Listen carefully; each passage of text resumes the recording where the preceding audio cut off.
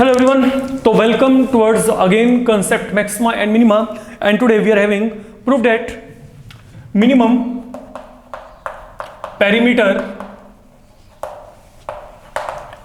of an isosceles triangle in which a circle of radius r can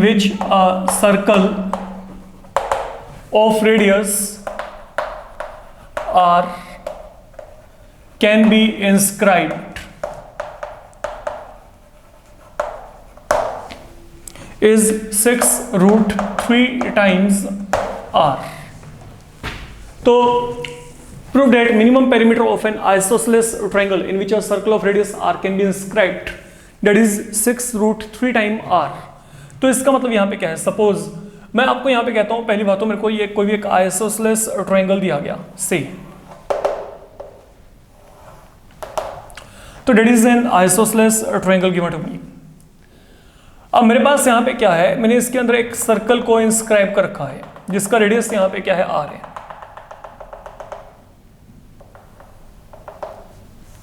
late R be the radius of this circle here for the moment. ये हमने यहाँ पे suppose कर लिया, imagine कर लिया. अब मेरी बात को बड़े आराम से समझ के चलना.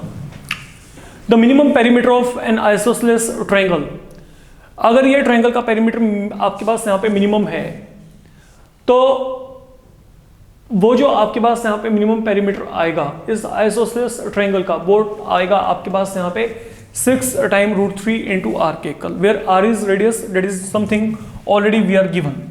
अब अगर मैं यहाँ पे ट्रायंगल के पेरीमीटर की बात करता हूँ, तो बेसिकली अगर हम देखें किसी भी ट्रायंगल का पेरीमीटर क्या होता है, okay, that is sum of all the side A B B C and A C. अगर मैं यहाँ पे बात करके चलूँ, मतलब मेरे को इसको यहाँ पे मिनिमाइज करना है, ठीक है. अच्छा, अब देखो यहाँ पे ये मेरे को एक आइसोसेलेस ट्रायंगल दिया गया. मान लो मैंने यहाँ पे एक परपेंडिकुलर प्लॉट किया,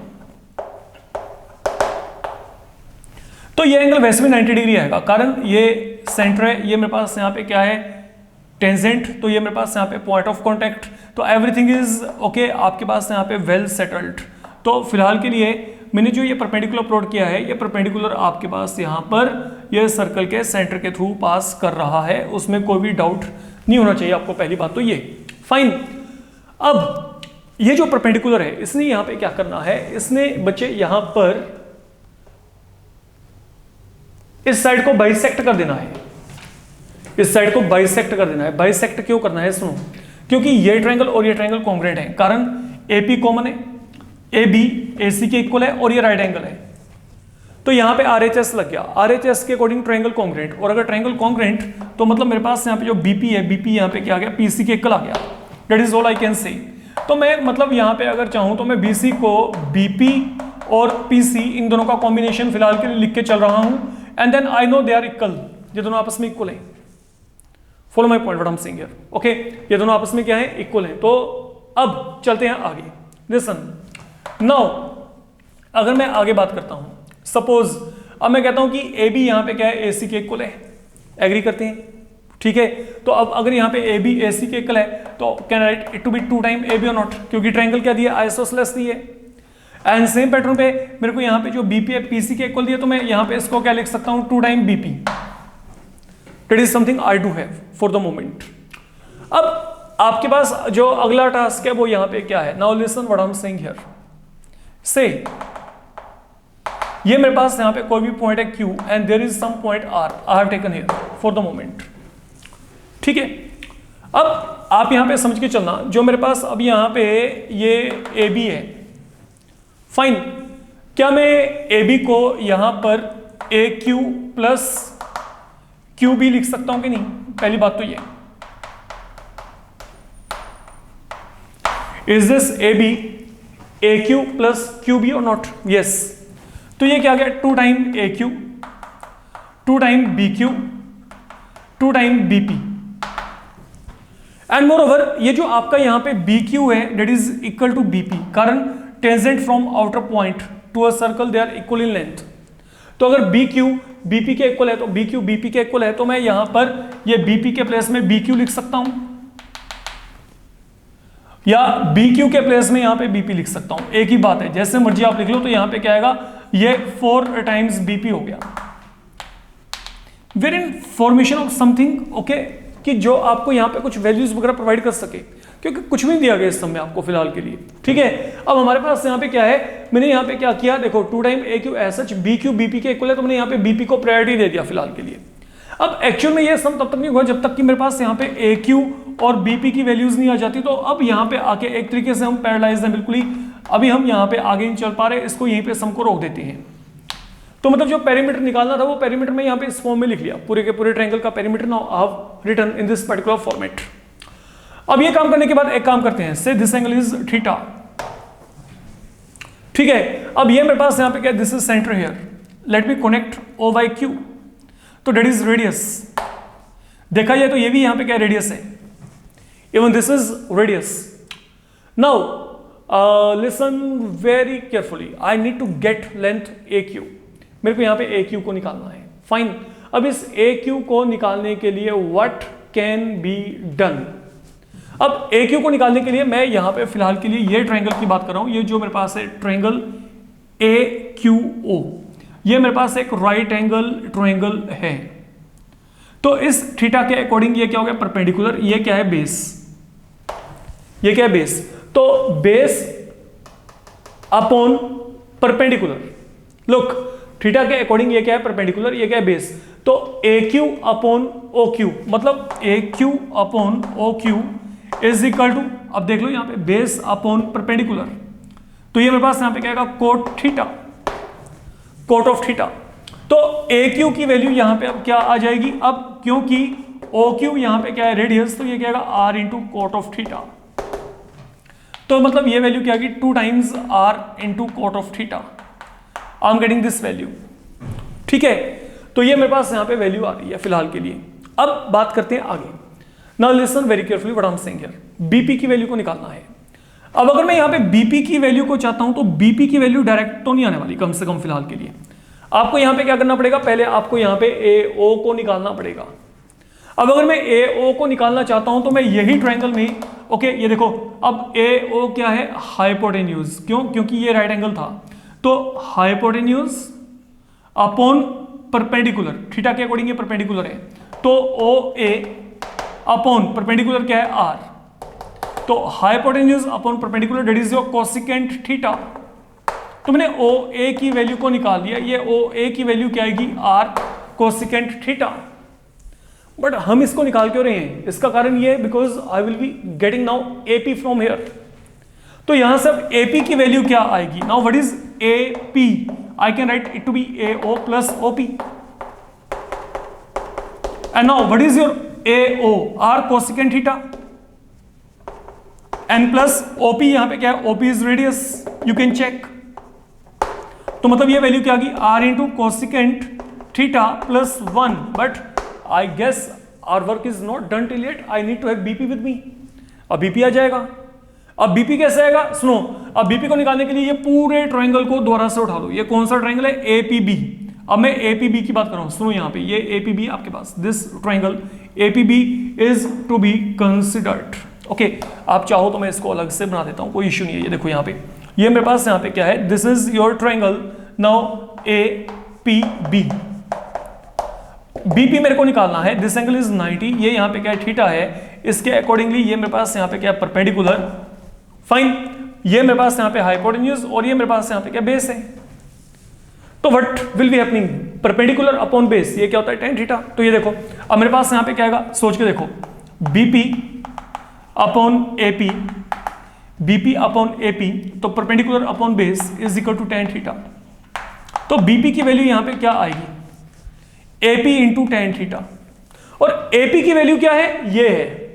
तो एपी की वैल्यू क्या है, ये देखो, R into cosecant theta plus 1 into क्या आ गया, tan थीटा। तो that is the place where you need to be really very very careful, okay. आपको जो काम है वो काम इस तरीके से यहाँ पे करके चलना पड़ेगा। तो ये वैल्यू मेरे पास सब यहाँ पे क्या आ गई, लिसन, ये वैल्यू मेरे पास यहाँ पे, ये देखो बीपी की वैल्यू क्या आएगी, AP into tan theta. AP की वैल्यू क्या थी मेरे पास, एपी की वैल्यू ये है, R into cosecant theta plus 1। तो मैंने एपी की वैल्यू को यहाँ पे क्रॉस मल्टीप्लाई करके यहाँ पे सब्स्टिट्यूट कर दिया, तो मतलब बीपी की वैल्यू अब कंप्लीटली ये है, तो यहाँ पे वैल्यू फिल करते हैं। अब देखो ये यहाँ पे क्या बन जाएगा, 2 टाइम ए क्यू की वैल्यू क्या थी, R cot theta, plus 4 time BP की वैल्यू क्या आ गई, R into tan theta into cosecant theta plus 1 into cosecant theta plus 1। तो this is something I am going to gate.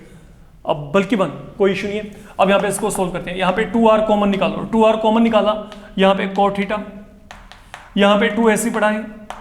अगर मैं टेन थीटा को कोसिकेंट थीटा से multiply किया, ठीक है, तो आपके पास यहाँ पे टेन क्या होता है, साइन पॉन कोस, ये क्या होता है 1 पॉन साइन, तो यहाँ पे क्या बचेगा, only secant theta. And then further ये 2 यहाँ पे मल्टीप्लाई होगा, तो यहाँ पे क्या आएगा 2 tan theta. This is something बच्चे you should be getting in दो वेरिएंट। अगर मैं इनको मल्टीप्लाई किया, आप पहले 2r को कॉमन निकाल के चलो, यहाँ पे 2r कॉमन निकाला, यहाँ पे क्या रहेगा ओनली कोट थीटा, ये 2 टाइम r कॉमन निकाला, तो यहाँ पे क्या रहेगा 2, तो वो 2 मैंने यहाँ पे मल्टीप्लाई करना है यहाँ पे, तो यहाँ पे देखो 2 into tan theta into cosecant theta, ये बनेगा 2 इंटू आगे आपके पास टेन थीटा इंटू 1, यहाँ पे क्या आएगा 2 tan थीटा। तो this is the final value for the moment जो मेरे पास यहाँ पे पेरीमीटर की आ रही है, और यहाँ से अब मेरे को आगे जितना भी है वो काम करके चलना पड़ेगा, अगर मैं बोल के चलूँ, ठीक है। जितना भी अब आपका यहाँ पे टास्क चलने वाला है, अब आपका यहाँ पे जो टास्क है बच्चे इस प्रॉब्लम का इसके अकॉर्डिंग चलेगा, जिसको कि आपने अब समझ के चलना है। Now listen what I am saying here. अब जो जितना भी आपका काम है, अब डिफरेंशिएशन बेसिस पे आपका काम चलेगा।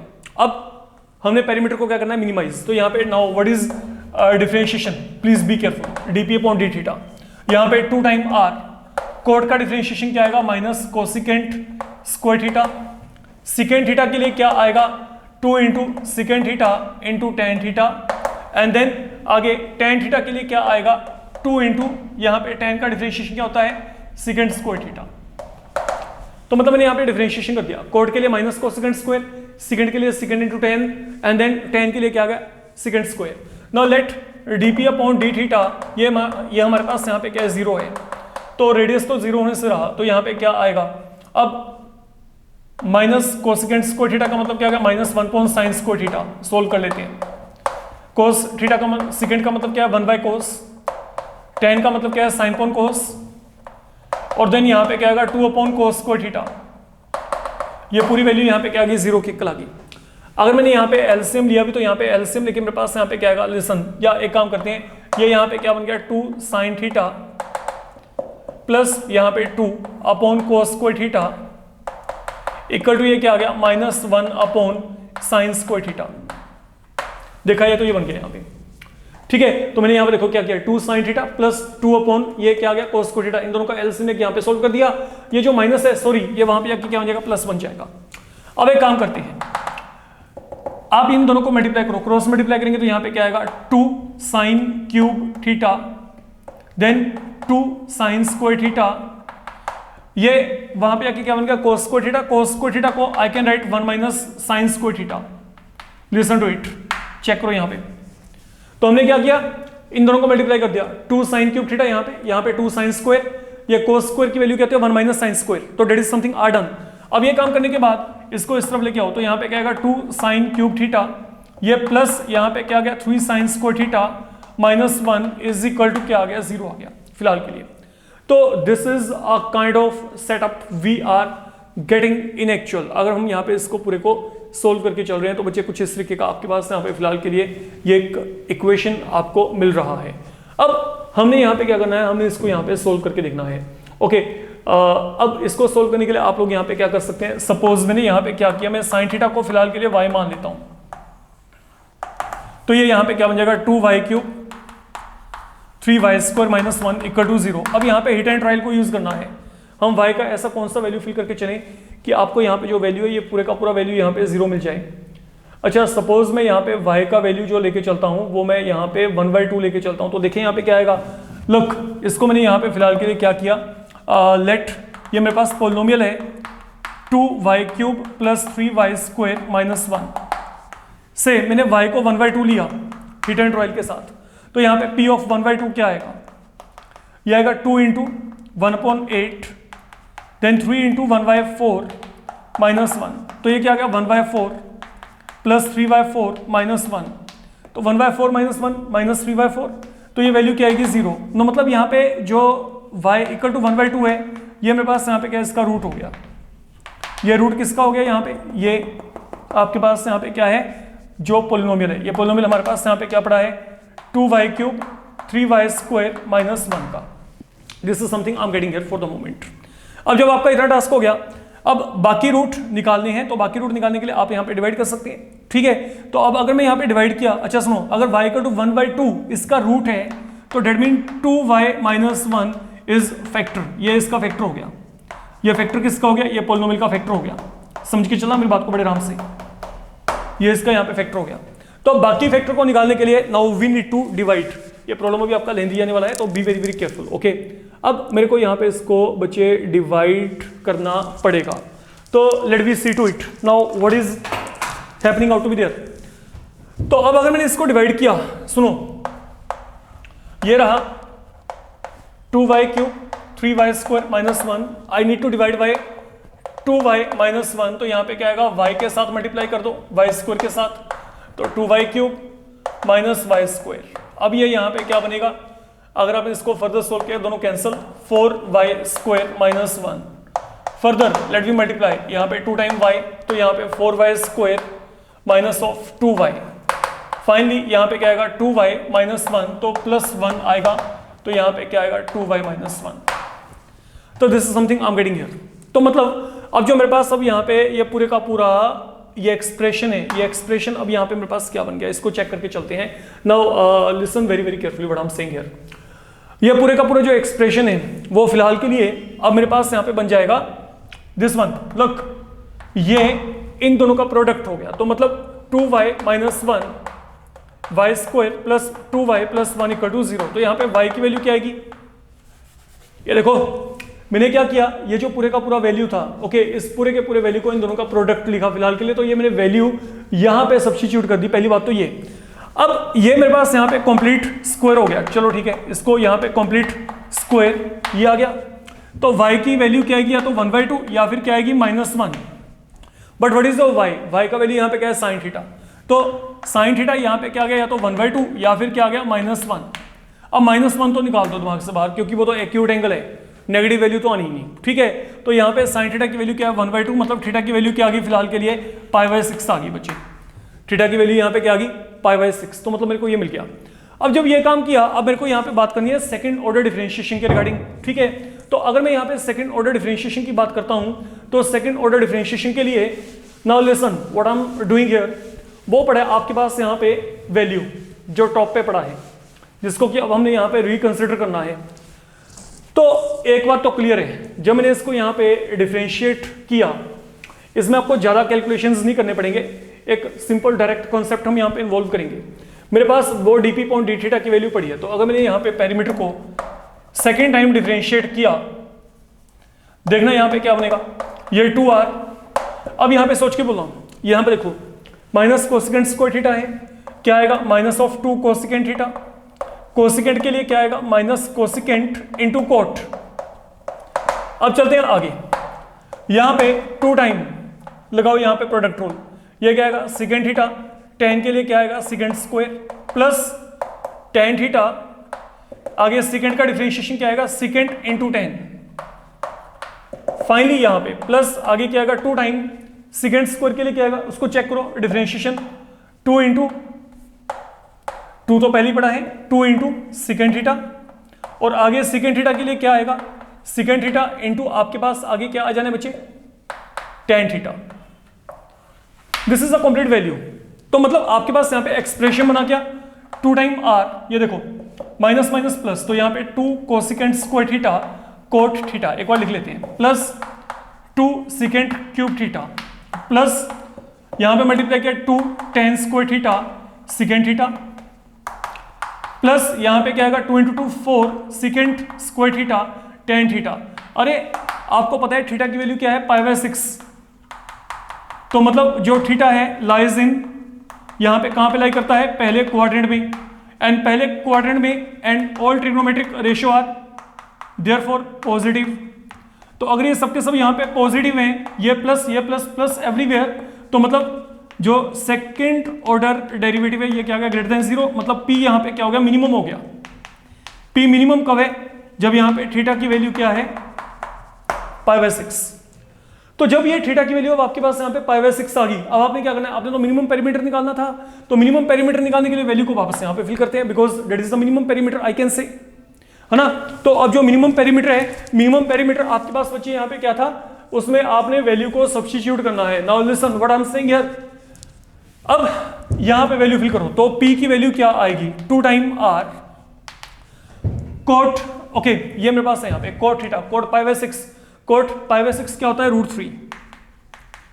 देन 2 टाइम सेकेंड π/6, अगर आप चेक करेंगे सेकेंड π/6 का मतलब है सेकेंड 30, तो सेकेंड 30 क्या होता है? 2/√3, तो 2 × 2/√3। देन 10 π/6, तो 10 π/6 का मतलब यहां पे क्या होगा? 1/√3।